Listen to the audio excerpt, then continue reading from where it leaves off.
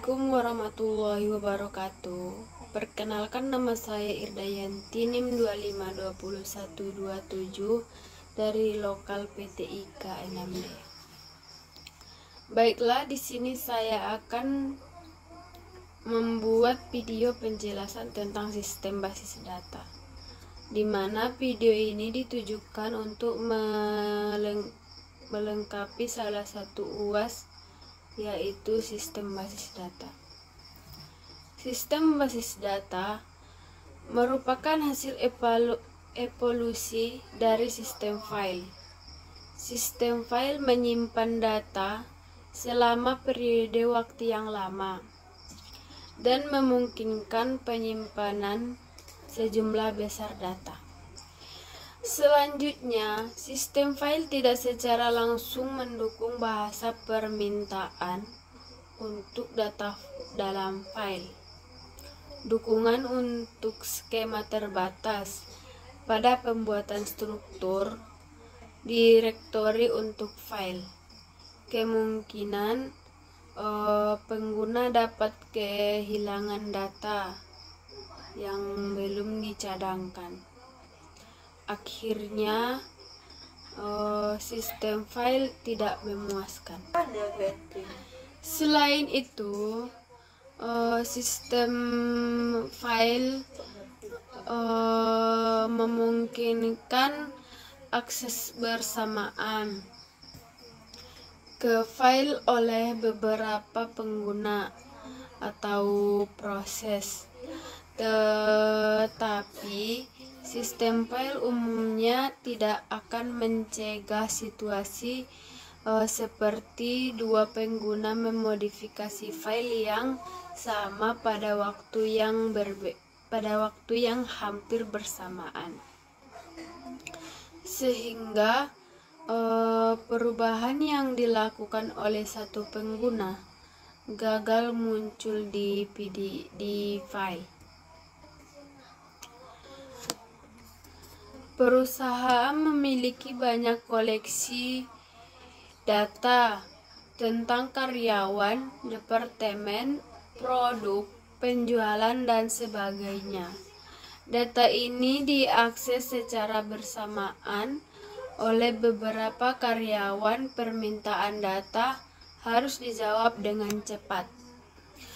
Perubahan yang dilakukan pada data oleh pengguna yang berbeda harus diterapkan secara konsisten, dan akses ke bagian data tertentu seperti data gaji dan data privasi lainnya harus dibatasi. Mengolah data dengan menyimpannya dalam file sistem operasi memiliki banyak kelemahan, antara lain yaitu satu, perusahaan mungkin tidak memiliki memori utama yang besar untuk menampung semua data. Yang kedua, bahkan jika memiliki memori utama yang besar pada sistem komputer dengan pengalaman 32 bit, tidak dapat merujuk secara langsung ke lebih dari sekitar 4 GB data. Harus ada program khusus yang terdiri dari beberapa metode untuk mengidentifikasi semua item data. Yang ketiga, harus ada program khusus untuk menjawab setiap permintaan yang mungkin ingin ditanyakan pengguna tentang data tersebut.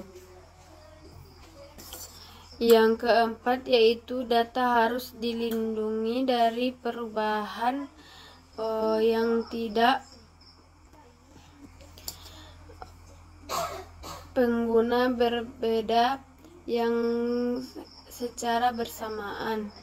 Jika aplikasi harus membahas perincian akses bersamaan tersebut, ini menambah kerumitannya. Berikutnya yaitu harus dipastikan bahwa data dikembalikan keadaan konsisten. Jika sistem macet saat perubahan sedang dilakukan. Berikutnya yaitu sistem operasi hanya menyediakan mekanisme kata sandi untuk keamanan. Ini tidak cukup fleksibel untuk menegakkan kebijakan keamanan di mana pengguna yang berbeda memiliki izin untuk mengakses bagian data yang berbeda. Berikutnya yaitu basis data. Data adalah fakta-fakta yang menggambarkan suatu kejadian yang sebenarnya pada waktu tertentu. Data didapatkan dari suatu kejadian yang benar-benar terjadi, misalnya dari transaksi penjualan, pembelian, dan sebagainya. Data identik dengan bukti transaksi yang terjadi di suatu perusahaan, seperti kwitansi, faktur, formulir, dan lain-lain. Data yang telah diproses kemudian dapat menghasilkan informasi yang berupa laporan seperti laporan keuangan, laporan penjualan, dan sebagainya. Kekuatan basis data berasal dari pengelolaan dan teknologi yang telah berkembang dan diwujudkan dalam perangkat lunak khusus yang disebut sistem manajemen basis data atau database management system, atau disebut juga sistem basis data. Dan berikutnya yaitu database management system. DBMS adalah alat yang ampuh untuk membuat dan mengelola jumlah data yang besar secara efisien dan memungkinkannya bertahan dalam jangka waktu yang lama dengan aman. DBMS adalah kumpulan data yang saling terkait dan seperangkat program untuk mengakses data tersebut. Pengumpulan data biasanya disebut sebagai basis data, berisi informasi yang relevan dengan suatu perusahaan. Tujuan DBMS adalah menyediakan cara untuk semua basis data dirancang untuk mengelola banyak informasi. DBMS diharapkan untuk satu, memungkinkan pengguna untuk membuat basis data baru dan menentukan skema basis data. Yang kedua yaitu memberi pengguna kemampuan untuk menerima data dan memodifikasi data. Yang ketiga yaitu mendukung penyimpanan.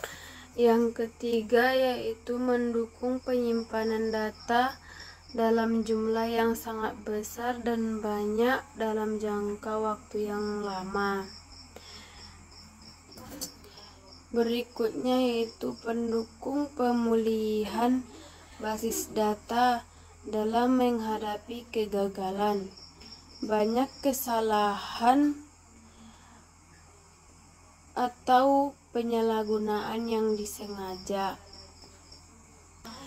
Berikutnya yaitu kontrol akses ke data dari banyak pengguna sekaligus. Dalam penerapannya, terdapat beberapa jenis software DBMS yang sering diaplikasikan untuk mengelola database perusahaan, yaitu diantaranya 1. MySQL, yang kedua Oracle, yang ketiga Microsoft SQL Server, dan yang keempat Firebird. Berikut ini adalah aplikasi sistem basis data, yaitu telah banyak aplikasi yang menggunakan sistem basis data, terutama untuk sistem dengan banyak pertanyaan atau modifikasi yang dibuat. Berikut ini contoh beberapa aplikasi sistem basis data. 1.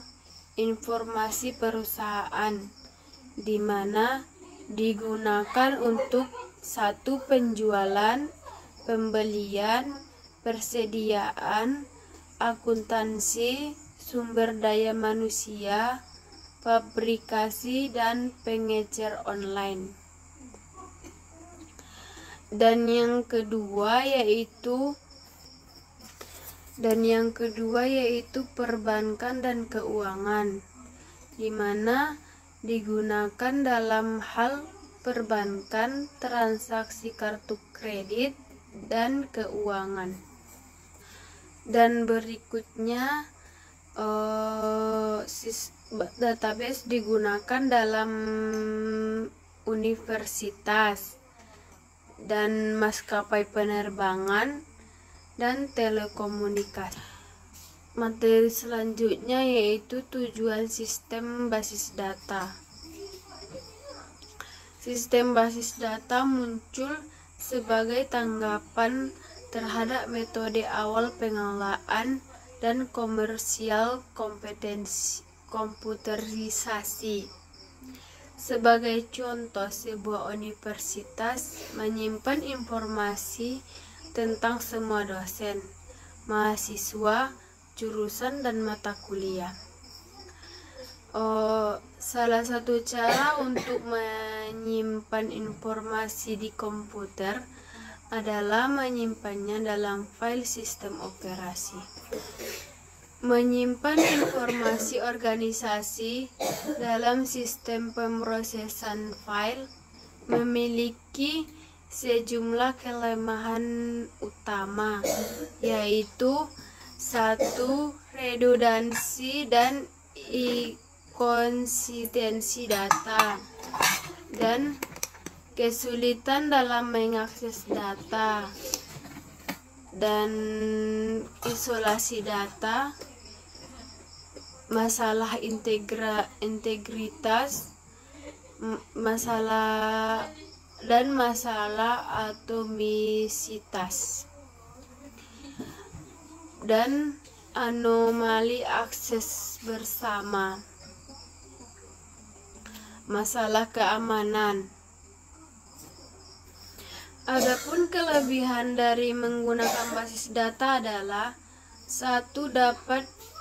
Data dapat dibagikan. Yang kedua, redundansi dapat dikurangi. Yang ketiga, ketidakkonsistenan dapat dihindari. Yang berikutnya, dukungan transaksi dapat diberikan. Dan integritas bisa dijaga. Dan keamanan dapat ditegakkan, dan persyaratan yang saling bertentangan dapat seimbang. Dan terakhir, standar dapat ditegakkan. Materi selanjutnya yaitu bahasa basis data. Yang pertama, data definition language.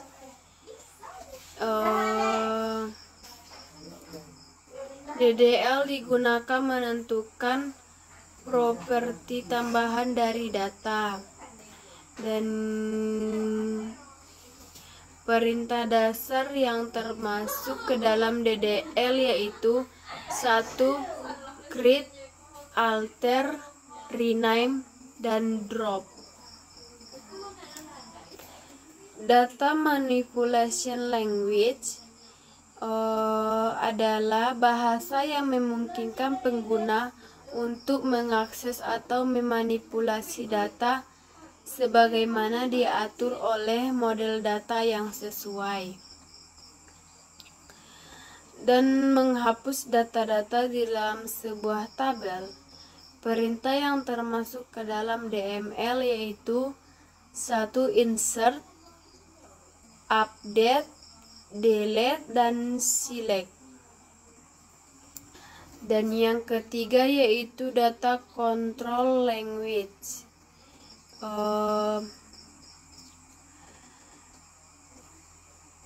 Perintah yang termasuk ke dalam DCL yaitu 1. Grant, revoke.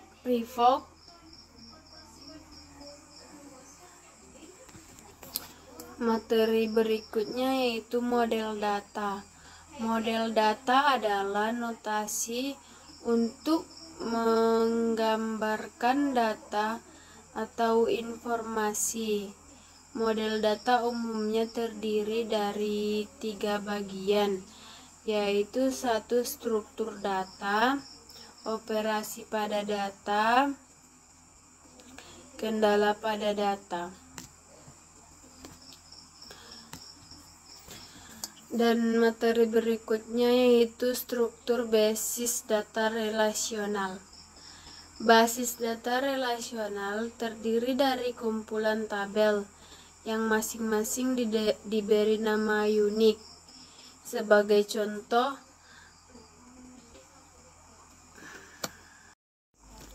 skema basis data. Ketika berbicara tentang suatu basis data, harus dibedakan antara skema basis data yang merupakan desain logis dari basis data dan contoh basis data yang merupakan snapshot dari kata dalam basis data pada waktu tertentu. Berikutnya yaitu kunci. Harus ada cara untuk menentukan bagaimana data dalam tabel tertentu dibedakan. Ini dinyatakan dalam atribut mereka. Artinya nilai-nilai atribut nilai data harus sedemikian rupa sehingga mereka dapat mengidentifikasi baris data secara unik. Dengan kata lain, tidak ada 2 record data dalam suatu tabel yang diizinkan memiliki nilai yang persis sama untuk semua atribut. Yang pertama yaitu super key. Yang kedua, kunci kandidat. Yang ketiga, kunci utama. Dan yang keempat, kunci asing. Berikutnya itu skema diagram. Skema basis data bersama dengan dependensi, primary key, dan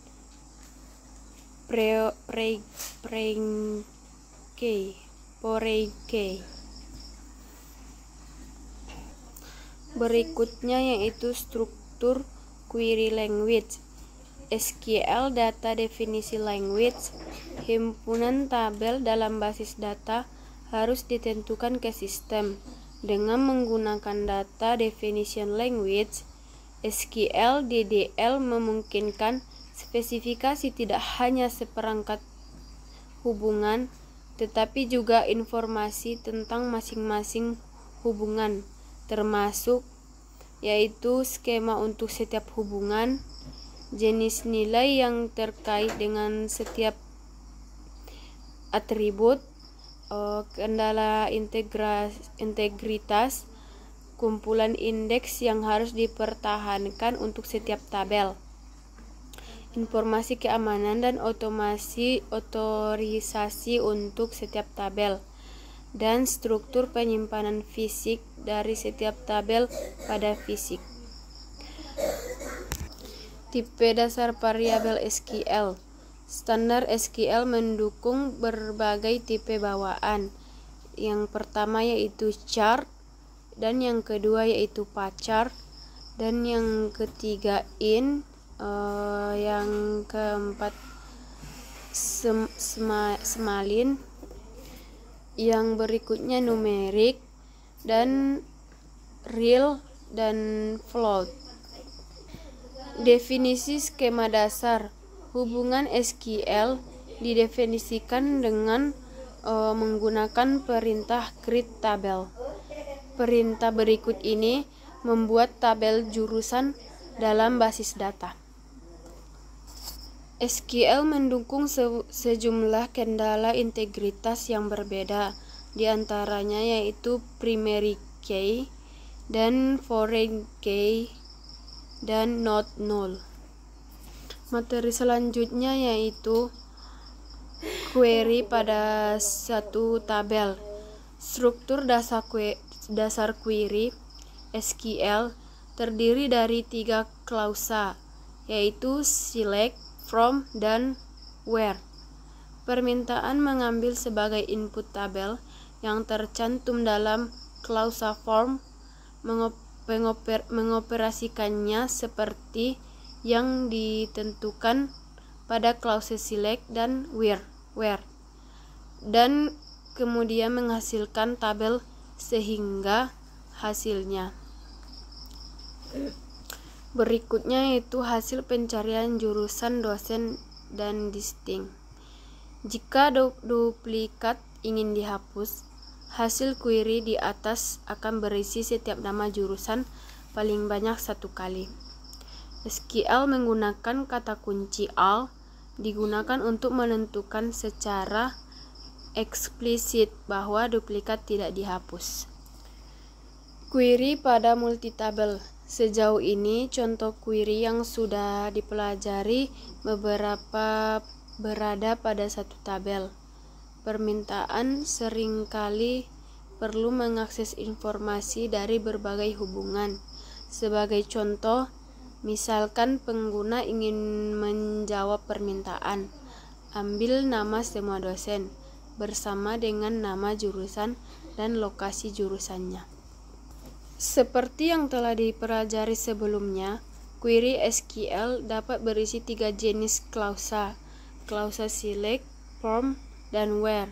Peran setiap klausa adalah sebagai berikut. Yang pertama, select digunakan untuk mendaftar atribut yang diinginkan dalam hasil permintaan.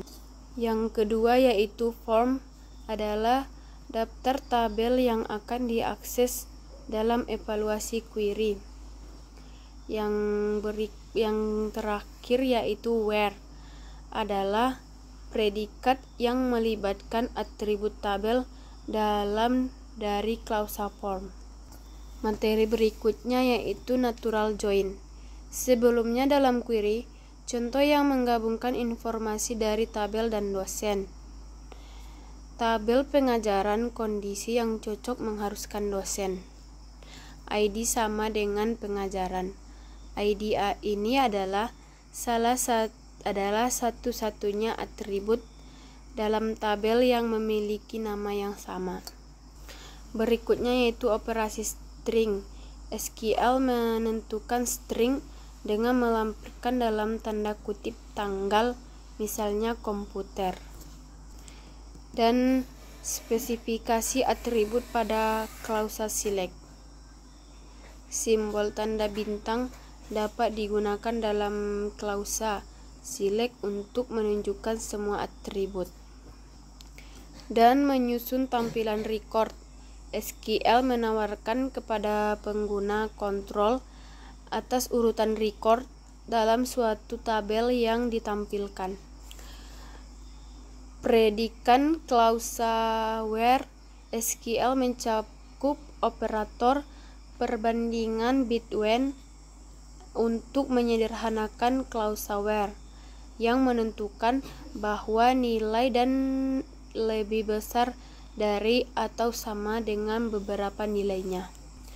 Operasi set, operasi SQL union, intersect, dan except beroperasi pada tabel dan sesuai dengan operasi teori himpunan matematika. Materi selanjutnya yaitu entity relationship. Entity relationship, model data entity relationship memungkinkan untuk menggambarkan data yang terlibat dalam perusahaan dunia nyata dalam hal objek dan hubungannya, dan secara luas digunakan untuk mengembangkan desain basis data awal. Berikutnya yaitu set entitas dosen dan set entitas mahasiswa. Basis data untuk universitas dapat mencakup sejumlah set entitas lainnya. Sebagai contoh, selain melacak dosen dan mahasiswa, universitas juga memiliki informasi tentang mata kuliah yang diwakili oleh entitas yang mengatur mata kuliah dengan atribut kode MK, judul nama jurusan, dan SKS. Dan berikutnya yaitu entitas kuat dan entitas lemah. Contoh sebelumnya menggambarkan entitas kuat, yaitu entitas mandiri yang keberadaannya tidak tergantung pada keberadaan entitas yang lainnya. Sebaliknya, entitas lemah adalah entitas yang keberadaannya tergantung pada keberadaan entitas lainnya. Berikut entitas asosiatif. Entitas asosiatif adalah entitas yang terbentuk dari suatu relasi dan tidak bisa berdiri sendiri. Berikut yaitu atribut. Untuk setiap atribut ada satu set nilai yang diizinkan, yang disebut domain atau set nilai dari atribut itu, atau set nilai dari atribut itu. Materi berikut atribut sederhana dan komposit. Contoh-contoh sebelumnya merupakan atribut sederhana, yaitu mereka belum dibagi menjadi beberapa bagian. Gabungan atribut di sisi lain dapat dibagi menjadi beberapa bagian. Misalnya, nama atribut dapat disusun sebagai atribut komposit, nama tengah dan nama belakang. Berikut atribut bernilai tunggal dan multinilai. Atribut dalam contoh sebelumnya memiliki nilai untuk entitas tertentu. Misalnya atribut ID dosen untuk entitas dosen tertentu. Dan atribut yang diturunkan. Nilai untuk tipe atribut dapat diturunkan dari nilai atribut atau entitas terkait lain. Berikut yaitu relasi adalah asosiasi antara beberapa entitas. Berikut kardinalitas. Memetakan kardinalitas atau rasio kardinalitas menyatakan jumlah entitas yang dapat dikaitkan dengan entitas lain melalui set relasi. Berikutnya yaitu entity relationship diagram adalah kualitas yang sederhana dan jelas yang mungkin menjelaskan sebagian besar penggunaan model IR. Derajat relasi adalah jumlah entitas yang berpartisipasi dalam suatu relasi. Berikut yaitu batasan kardinalitas. Batasan kardinalitas adalah jumlah instansi yang dapat atau harus dilakukan oleh sebuah entitas terhadap entitas lainnya.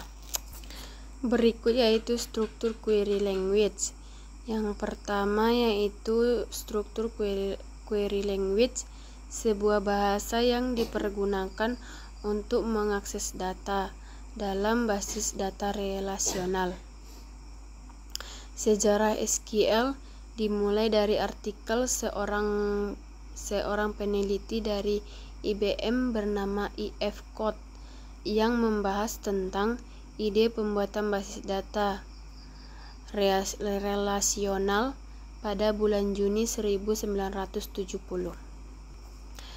Pemakaian dasar adalah bahasa query standar yang digunakan sebagai suatu bahasa sederhana dan dasar yang memungkinkan kita untuk berkomunikasi dengan database.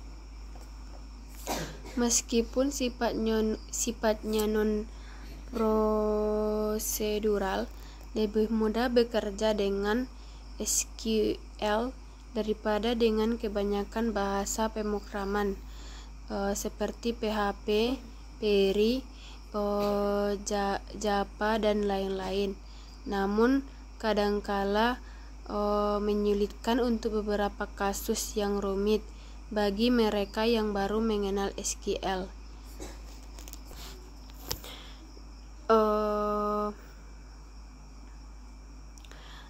Data dari suatu tabel adalah perintah atau statement select.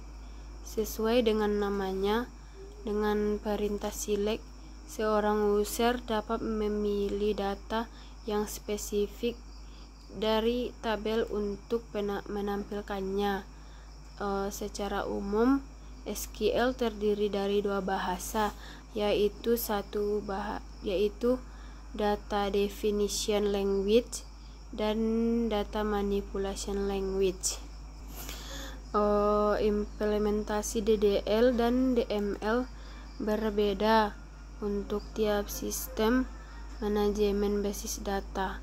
Namun, secara umum implementasi tiap bahasa ini memiliki bentuk standar yang ditetapkan ANSI. Baiklah, sekian penjelasan materi dari saya. Jika ada salah dan janggal, saya mohon maaf. Assalamualaikum warahmatullahi wabarakatuh.